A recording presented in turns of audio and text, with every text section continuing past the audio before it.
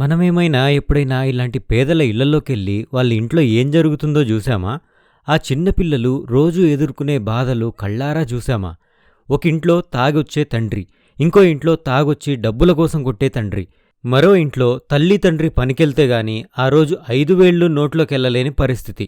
కుటుంబం నడవాలంటే మాతో పాటు నువ్వు కూడా పనిచేయి, నువ్వు కూడా పనిలోకొస్తేనే ఎంతో కొంత పైసలొస్తాయి, చదివేమన్నా కూడు పెడతదా, నిన్ను చదివించే స్తోమత నాకు లేదు అనే తల్లిదండ్రులు, ఆకలేయకుండా ఉండాలని పొద్దున్నే లేటుగా లేచే పిల్లలు కూడా ఉన్నారు. మనలో ఎక్కువ మంది ఇలాంటి పరిస్థితులు వినడమే గాని చూసినోళ్ళం కాదు.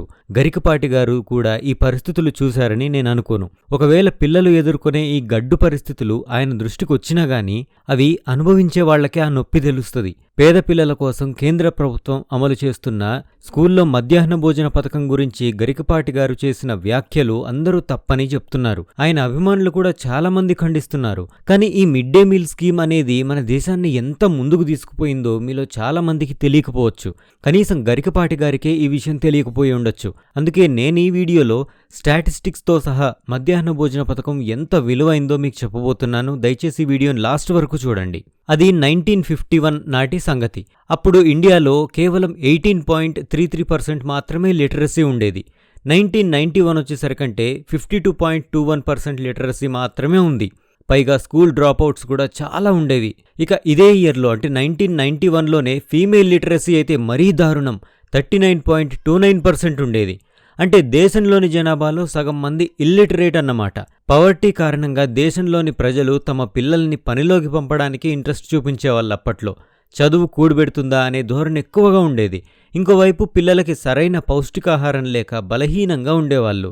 ఎక్కువ మంది ఇళ్లల్లో గంజినీళ్లు, రోజుకొక పూట కూడా చాలనే ఫుడ్ ఉండేది. అలా మాల్న్యూట్రిషన్ వల్ల ఆడపిల్లల్లో ఎనీమియా లాంటి సమస్యలు కూడా ఎన్నో వచ్చేవి. అందుకని గవర్నమెంట్ 1995లో ఒక అద్భుతమైన స్కీమ్తో ముందుకొచ్చింది. అదే మిడ్ డే మీల్ స్కీమ్. మొదట్లో 5th క్లాస్ వరకే ఈ స్కీమ్ను అమలు చేశారు. ఆ తర్వాత మంచి ఫలితాలు ఇస్తుండడం వల్ల పై క్లాసెస్ కూడా పెంచుకుంటూ వెళ్లారు. 2003 సంవత్సరం వచ్చేసరికంటే కంప్లీట్గా 10th క్లాస్ వరకు కూడా ఈ మధ్యాహ్న భోజన పథకాన్ని అమలు చేస్తూ వచ్చారు. దీని గోల్ ఏంటంటే పిల్లల్ని స్కూల్కి రప్పించేలా చేయడం. దాంతో లిటరసీ రేట్ పెరుగుతుంది.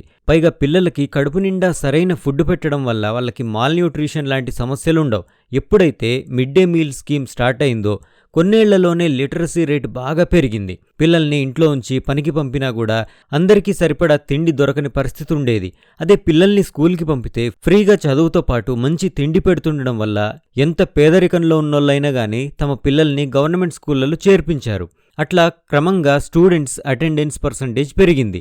పేద కుటుంబాలకు చెందిన పిల్లలు భోజనం కోసం ఆశపడడమే కాకుండా దానివల్ల వాళ్ళు క్రమం తప్పకుండా స్కూల్కి వచ్చేలా ఈ పథకం వాళ్ళకి ఎంతో హెల్ప్ చేసింది. పైగా వాళ్ళల్లో లెర్నింగ్ కెపాసిటీ కూడా పెరిగిందని కొన్ని పరిశోధనలు చెప్పాయి. ఆకలితో ఉన్న పిల్లాడు మ్యాథ్స్ లేదంటే ఆర్గానిక్ కెమిస్ట్రీ, ఫిజిక్స్ లాంటి సబ్జెక్ట్స్ అర్థం చేసుకోలేడు. అదే కడుపు నిండితే గనక ఆ స్టూడెంట్ డెడికేషన్తో చదువుకోగలడని ప్రూవ్ అయింది పరిశోధనల్లో. ముఖ్యంగా పిల్లల్లో న్యూట్రిషనల్ లెవెల్స్ అనేవి పెరిగాయి. అట్లా 1995లో మధ్యాహ్న భోజన పథకం స్టార్ట్ చేస్తే 2001లో 64.8%కి లిటరసీ రేట్ అనేది వచ్చింది. 2011 కల్లా 74% లిటరసీ రీచ్ అయింది. ఇప్పుడు 2025లో 77.7% దగ్గర ఉంది. పైగా స్కూల్ డ్రాపౌట్స్ కూడా చాలా బాగా తగ్గాయి. హైదరాబాద్లోనే చూడండి, మీరు ఎంతో మంది తల్లిదండ్రులు స్వీపర్స్గా, సెక్యూరిటీలుగా, కూలీలుగా, అంట్లు తోమే వాళ్ళుగా పనిచేస్తూ వేల రూపాయల అద్దెలు కట్టుకుంటూ ఇబ్బంది పడుతూ ఉంటారు. అట్లాంటి పిల్లలకి ఈ మధ్యాహ్న భోజన పథకం ఎంత బాగా యూజ్ అవుతుందో చూడండి. పొద్దున్నే తల్లిదండ్రులు పనికెళ్ళిపోయినా గానీ ఇటు పిల్లలు స్కూల్కి రాగానే వాళ్ళకి పొద్దున్నే ఇప్పుడు బ్రేక్ఫాస్ట్ పెడుతున్నారు, మధ్యాహ్నం భోజనం కూడా పెడుతున్నారు. ఇట్లాంటి వాళ్ళకి ఈ పథకం ఎంత బాగా యూజ్ అవుతుందో ఆలోచించండి. ఇప్పుడు గరికపాటి గారు చేసిన వ్యాఖ్యలు ఆల్రెడీ మీరు చూసే ఉంటారు. మొదట్లో మనం అనుకున్నట్టుగా పేదల ఇళ్లలోని పరిస్థితులు బహుశా ఆయన చూసుండకపోవచ్చు. ఆ కష్టాలు తెలిసిన వ్యక్తి ఎవరు కూడా పేద పిల్లలకి పెడుతున్న తిండిపైన ఇంత లేకిగా మాట్లాడరు. ఆయన సహస్రావధాని కావచ్చు, చాలా పాండిత్యం ఉండి ఉండొచ్చు ఆయనకి. ఆయన చెప్పే ప్రవచనాలు అందరి ఆదరణ పొందుతుండొచ్చు. కానీ ఈశ్వరుడు నోరిచ్చాడు కదా అని ఏదంటే అది వాగకూడదు. ఎదురుగా చప్పట్లు కొట్టే వాళ్ళు ఉన్నారు కదా అని ఇలాంటి సెన్సిటివ్ ఇష్యూస్ పైన అస్సలు మాట్లాడకూడదు. పేదవాళ్ళ ఇంట్లో కష్టాల్ని మనం కనీసం ఊహించలేని పరిస్థితి ఉన్నప్పుడు మూసుకొని ఉండడమే బెటర్. అన్నంలో పచ్చడో లేదంటే గొడ్డు కారమో వేసుకొని రోజుకి ఒక పూట తినే పిల్లల్ని చూసుంటే గనక ఆయన ఈ కామెంట్స్ చేసుండేవాళ్ళు కాదు. అటు గవర్నమెంట్ కూడా డబ్బులెక్కువయ్యో లేదంటే ఓట్ల గురించో ఈ మధ్యాహ్న భోజన పథకాన్ని దేశం మొత్తం ఇన్నేళ్ల నుంచి నడుపుతూ రావట్లేదు. పిల్లలకి ఒక చక్కటి చదువు అందించి వాళ్ళకి మెరుగైన భవిష్యత్తు అందజేయడంలో భాగంగా పెట్టిన స్కీమ్ ఇది. వాళ్ళు చదువుకోకుండా తెలివితేటలు పెంచుకోకుండా ఏదో కూలి పని చేసుకుంటే ఎప్పటికీ దేశం వెనకబడే ఉంటుంది, కానీ పురోగతి సాధించదు. పరోక్షంగా దేశాభివృద్ధికి ఈ మధ్యాహ్న భోజన పథకం అనేది ఎంతగానో ఉపయోగపడుతూ ఉంది ఇప్పుడు. సో గరికపాటి గారు చేసిన వ్యాఖ్యలపైన మీ ఒపీనియన్ ఏంటనేది కామెంట్ చేసి చెప్పండి. అట్లాగే ఈ వీడియో నచ్చితే కనుక ఈ వీడియోని ఖచ్చితంగా లైక్ చేయండి, షేర్ చేయండి. మీకేమైనా క్వశ్చన్స్ ఉంటే కామెంట్ చేసి అడగండి. అట్లాగే detail edition Telugu social media పేజెస్ని కూడా ఫాలో అవ్వండి. అట్లాగే ఈ ఛానల్ని తప్పకుండా సబ్స్క్రైబ్ చేసుకోండి.